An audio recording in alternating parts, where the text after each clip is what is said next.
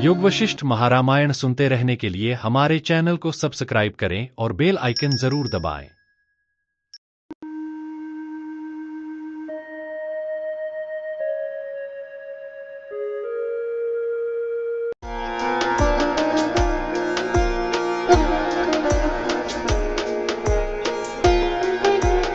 योग वशिष्ठ महारामायण उपसम प्रकरण सर्ग 60।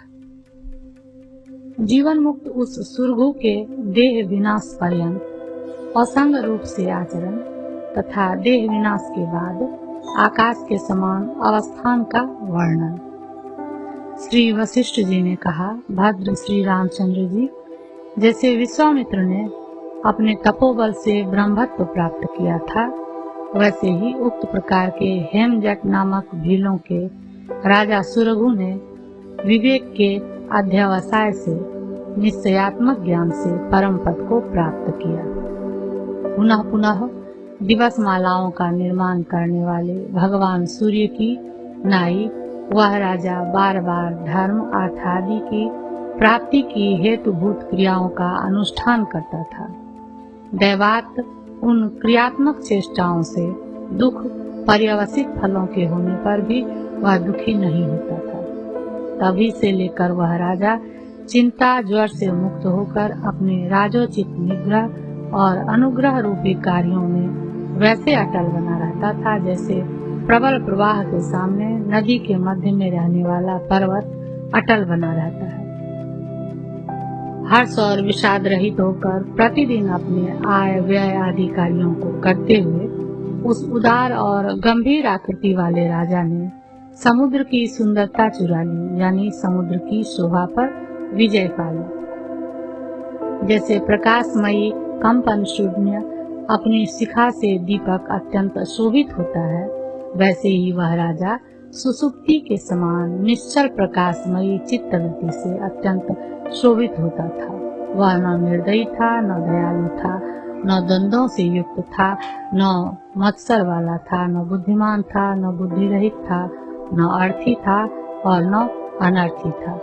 भीतर शांति पहुंचाने वाली तथा निश्चलता के कारण अत्यंत धीर समदर्शनात्मक वृत्ति से वह ऐसे शोभित होता था जैसे परिपूर्ण समुद्र और चंद्रमा शोभित होते हैं। चूँकि यह सब जगत केवल चित्तत्व की कल्पना ही है, यों निश्चय करने के कारण उसकी बुद्धि भौतिक सुख दुखात्मक विकारों से रहित अतएव परिपूर्ण रूप से प्रकाशित हो रही थी। इसलिए प्रबुद्ध तथा चित्त में लय को प्राप्त वह राजा शरीर से उल्लसित होते, चित्त से विकसित होते, पूर्ण रूप से अवस्थित रहते, जाते बैठते और सोते सदा सर्वदा पर ब्रह्म की समाधि में ही स्थित रहता था।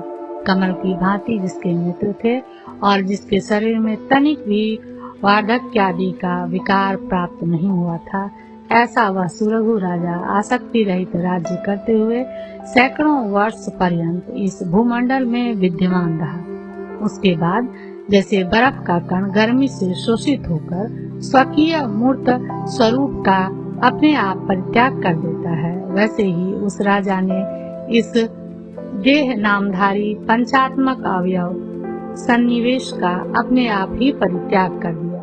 जैसे नदियों का जल दो किनारों से पार होते ही पानी परिच्छिन्नता का परित्याग कर परिपूर्ण यानी परिच्छिन्नता से रहित असीम समुद्र में प्रविष्ट हो जाता है, वैसे ही वह राजा ब्रह्म साक्षात्कारात्मक वृत्ति की सामर्थ्य से जन्म आदि के प्रति बीजभूत अविद्या रूपी आवरण का तिरोधान हो जाने के कारण समस्त हिरण्य गर्भादि कारणों के नियंता तथा सृष्टि और प्रलय के हेतु परब्रह्म परमात्मा में प्रविष्ट हो गया। उस परम पद में प्रवेश कर सुरगु किस प्रकार का हुआ इसे कहते हैं। जैसे घटाकाश घट के फूट जाने पर महाकाश के साथ एकीभूत हो जाता है, वैसे ही यह महात्मा सुरगु जिसने की ब्रह्म साक्षात्कारात्मक प्रज्ञा से विमल आनंदयक रस तथा स्वप्रकाशात्मक तेज को स्वात्म रूप से प्राप्त कर लिया था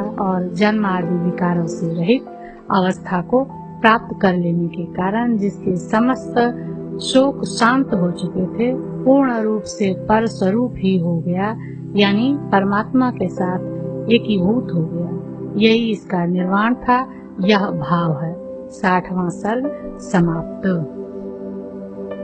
योग वशिष्ठ महारामायण उपशम प्रकरण सर्ग 61। अद्वितीय परब्रह्म में स्वाभाविक चित्त एकाग्र्यात्मक समाधि के स्वरूप के ज्ञान के लिए सुरघु और परिघ के संवाद का वर्णन। श्री वशिष्ठ जी ने कहा, कमल के समान नेत्रों वाले हे राघव, राजा सुरघु के समान आप भी हर्ष शोक आदि के निमित्त पापों का तत्व ज्ञान से समूल उच्छेद होने पर द्वंद्व रहित परम पद को प्राप्त कीजिए और उत्तम मोक्ष रूपी विभूति के लिए शोक का परित्याग कर दीजिए। जैसे घोर अंधकार में बैठा हुआ बालक प्रकाश को प्राप्त कर खिन्न नहीं होता, वैसे ही गाढ़ अज्ञान रूपी अंधकार में डूबा हुआ मन इस बोधात्मक दृष्टि का अवलंबन लेकर प्रकाश को प्राप्त कर संतप्त नहीं होता। जैसे कुएं में गिर रहे प्राणी को मजबूत तृण समुदाय के अवलंबन से विश्रांति सुख मिलता है, वैसे ही मोह रूपी गहरे कुएं में गिर रहे मन को सुरघु के प्रकरण में दर्शाई गई विवेकावस्था से विश्रांति सुख मिलता है। हे श्री रामचंद्र जी, आपने समस्त भूमंडल को सुशोभित किया है। अब आप इस परम पवित्र दृष्टि को बार बार परिशीलन के द्वारा अत्यंत दृढ़ बनाइए, दूसरों को उसका उपदेश भी दीजिए और सदा सर्वदा एक ब्रह्म की समाधि में ही तत्पर हो जाइए। श्री रामचंद्र जी ने कहा, मुनि श्रेष्ठ, जैसे वायु के द्वारा हिलाया गया मोर का पंख अत्यंत चपल होता है, वैसे ही यह मन अति चपल है। अतः भला बतलाइए कि यह अति चंचल मन किस तरह और किस रूप से एक वस्तु में स्थिर रह सकता है। श्री वशिष्ठ जी ने कहा, भद्र, जिस समय सुरघु आत्म साक्षात्कार कर लेने के अनंतर प्रबुद्ध हो चुके थे, उसी समय उसी तत्वज्ञ सुरघु राजा और राजर्षि प्रणाद का इसी का परिघ यह दूसरा भी नाम है। परस्पर इस विषय में अत्यंत अद्भुत संवाद हुआ था, इसका आप श्रवण कीजिए। हे राम जी, उन दोनों ने अपने अपने मन को, जो बोध को प्राप्त हुआ था, एक समाधान में ही लगा रखा था। मैं यह उनका परस्पर सुंदर संवाद आपसे कहता हूँ। रथ के अक्षदंड की धुरे की नाई आधारभूत अथवा रथ में परिघ नामक शस्त्र शत्रु दल के शूरवीरों का विदलन करने में जैसे अत्यंत विख्यात है, वैसा अत्यंत विख्यात पारसिक देश का एक राजा है।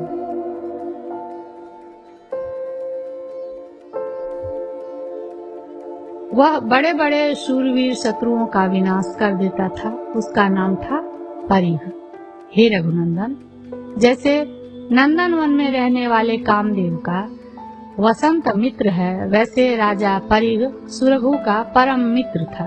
किसी समय जैसे प्रलय काल के प्राप्त होने पर संसार में बड़ी भारी अनावृष्टि होती है, वैसे ही इस राजा के राष्ट्र में बड़ी भारी अनावृष्टि वर्षा का अभाव हुआ।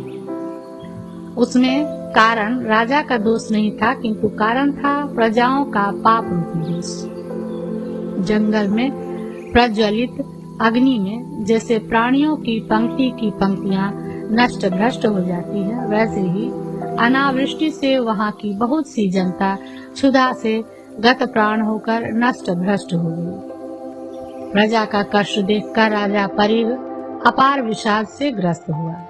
जैसे बटोही जले गांव को छोड़ देता है, वैसे ही उसने अत्यंत शीघ्रता पूर्वक अपना सारा राज्य छोड़ दिया।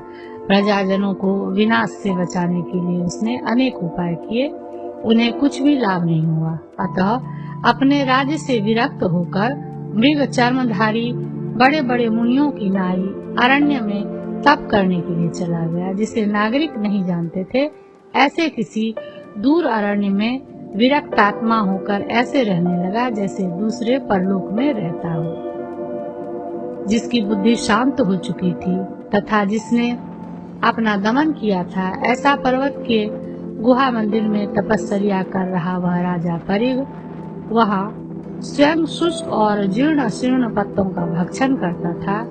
यहाँ कंदर मंदिरे इस सब से उसकी अत्यंत विरक्ति सूचित होती है, क्योंकि उसने पर्णकुटी का भी परित्याग कर केवल पर्वत की गुफा का आश्रय लिया था। बहुत काल तक उसने अग्नि की नाई केवल सूखे पत्तों का ही भक्षण किया, इसलिए बड़े बड़े तपस्वियों के बीच में इसने अपना पर्णाद नाम प्राप्त किया। तभी से लेकर जम्बू द्वीप में पर्णाद नाम का यह उत्तम राजर्षि मुनियों के मंडल में अत्यंत विख्यात हुआ। तदंतर 1000 वर्ष की दारुण तपस्या से अभ्यासवश अंतःकरण की परम शुद्धि तथा ईश्वर के अनुग्रह से जनित आत्मज्ञान उसने प्राप्त किया। वह द्वंद्वों से परे हो गया था, उसकी समस्त विषयाभिलाषाएं निकल चुकी थी, उसका अंतःकरण प्रसन्न था, उसका विषय राग हट गया था, वह आक्षेपों से वर्जित था तथा जीवन मुक्त एवं प्रबुद्ध मति था। हे श्री रामचंद्र जी, जैसे हंसों के साथ भ्रमर कमलिनी में विहार करते हैं, वैसे ही यहाँ जीर्ण पर्णाद अपनी इच्छा के अनुसार किसी भी समय सिद्ध तत्व ज्ञान पा चुकने वाले तथा साध्य तत्व ज्ञान की इच्छा वाले मुनिवरों से परिवृत्त होकर इस त्रिलोकी रूपी मठिका में विहार करता था। किसी समय यत्र तत्र विचर रहे राजर्षि पर्णाद उस स्वर्ण जट नामक देश के अधिपति राजा सुरहु के सदन में निवास स्थान में प्राप्त हुआ, जो कि रत्नों से विनिर्मित तथा सुमेरु पर्वत के दूसरे शिखर के समान ऊंचा था। पहले से ही वे मित्र थे। वहां उन्होंने परस्पर एक दूसरे का पूजन किया। वे पूर्ण थे, दोनों ही ज्ञातव्य तत्व जान चुके थे, संसार से परे यानी जीवन मुक्त हो गए थे। अनंतर उन दोनों ने एक दूसरे से यह कहा, अहो निश्चित मेरे कल्याणमय पावन सत्कर्मों का यह फल है जो कि मैंने आपको पाया। एक दूसरे का शरीर से आलिंगन कर परस्पर आनंदित आकृति वाले वे दोनों एक पर्वत के ऊपर चंद्र और सूर्य की नाई एक आसन पर बैठे। परिग ने कहा, हे सुरभो, आपके दर्शन से मेरा चित्त अत्यंत आनंद को प्राप्त हुआ और चंद्र बिंब में गोता लगाने वाले मन की नाई मेरा मन अत्यंत शीतलता को प्राप्त हुआ। चित्ती शक्ति की प्रधानता होने पर आनंद का आविर्भाव होता है, मनन शक्ति की प्रधानता होने पर संताप शांत हो जाता है। तालाब के किनारे पर अवस्थित छिन्न आशा वाले वृक्ष के समान सहज आनंद का समर्पण करने वाला स्वाभाविक प्रेम वियोगावस्था में सैकड़ों शाखा प्रशाखाओं को प्राप्त होता है। साधु विश्वास गर्भित उन पहले की सुख दुख की कथाओं, लीलाओं तथा व्यापारों का बार बार स्मरण कर मैं आनंद से परिपूर्ण हो जाता हूँ। राजन, जैसे आपने महामुनि मांडव्य के प्रकाश से परम तत्व जाना, वैसे ही मैंने तप से आराधित परमात्मा के प्रसाद से यह ज्ञान पाया है। महाराज, क्या आप समस्त दुखों से छुटकारा पा चुके हैं? और जैसे कोई भूमंडल का स्वामी उत्तरोत्तर पर्वतों का अतिक्रमण कर मेरु के ऊपर विश्रांति करे, वैसे ही क्या आप परम कारण रूप विवर्ता पादानत्व से उपलक्षित पर ब्रह्म में उत्तरोत्तर भूमिकाओं के परिपाक से विश्रांति कर चुके हैं। हे परम कल्याण, जैसे शरत काल में तालाब के जल में धूल आदि का आवरण न होने के कारण उसमें प्रसन्नता स्वच्छता उत्पन्न होती है, वैसे ही क्या आपके चित्त में आत्मा रामता के कारण प्रसन्नता, रजोगुण और तमोगुण अनावरण रूपता उत्पन्न होती है।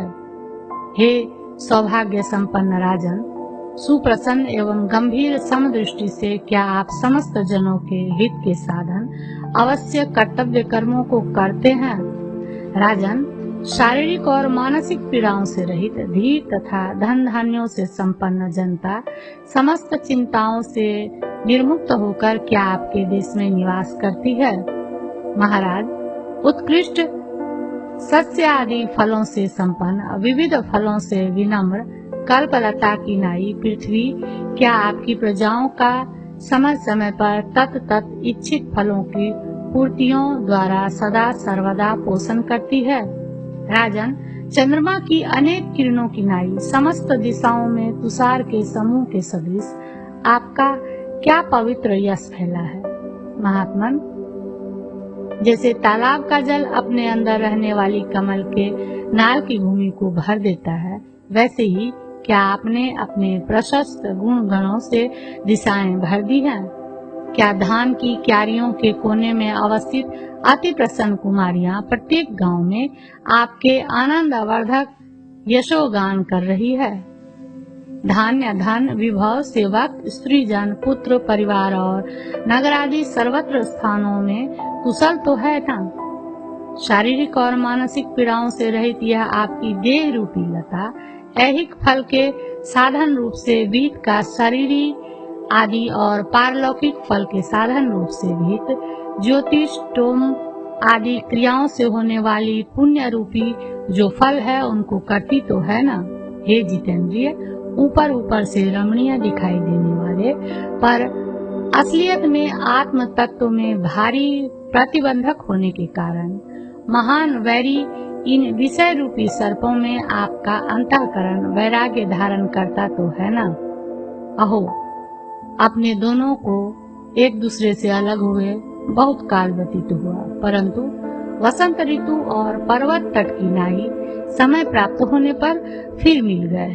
प्रियवर, इस जगदी तल में इष्ट और अनिष्ट जनों के संयोग एवं वियोग से होने वाली बेसुख और दुख की अवस्थाएं हैं ही नहीं, जो देहधारी प्राणियों के द्वारा अनुभूत न होती हैं। इसी तरह हम लोग इन अत्यंत दीर्घकालिक सुख और दुख की अवस्थाओं में चिरकाल तक वियोगी थे, परंतु फिर भी इस समय हम लोग एक दूसरे से मिल गए हैं, क्योंकि प्राणियों के कर्मों के अनुसार होने वाली भगवत इच्छा का विलास अद्भुत है, यानी कुछ और ही है। परी द्वारा कहे गए अर्थ का अनुमोदन करते हुए सुरघु उसी अर्थ को कहते हैं। सुरघु ने कहा, भगवान की इच्छा रूपी इस नियति की सर्प गति के समान गंभीर और विस्मय कारक गति को कौन जान सकता है, अर्थात कोई नहीं जान सकता। प्रियवर, विधि ने इस प्रकार आप और हम लोग दोनों को देशतः अत्यंत दूर तथा कालतः भी अधिक समय तक अलग रखकर आज फिर संगठित किया है।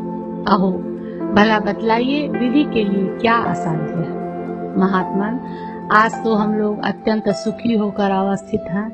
आपके आगमन रूपी पुण्यों से हम अत्यंत पवित्र हो गए हैं। महानुभाव, देखिए, आपके आगमन से क्षीण पाप हुए हम लोगों के पुण्य रूपी वृक्षों ने वह चित्त समाधान रूपी फल दिया, जिससे कि हम लोग संपूर्ण व्याकुलताओं से विमुक्त होकर कृत्य हो गए हैं। राजर्षि, नगर में अवस्थित हम लोगों की संपूर्ण संपत्तियां आज आपके शुभागमन से चारों ओर फलोन्मुखता को प्राप्त हो गई। हे महानुभाव, आपके पुण्य वचन और दर्शन चारों ओर से मानो अमृतों की मधुर राशि बरसा रहे हैं, क्योंकि सज्जन पुरुषों का समागम मोक्ष सुख की प्राप्ति सदृश होता है।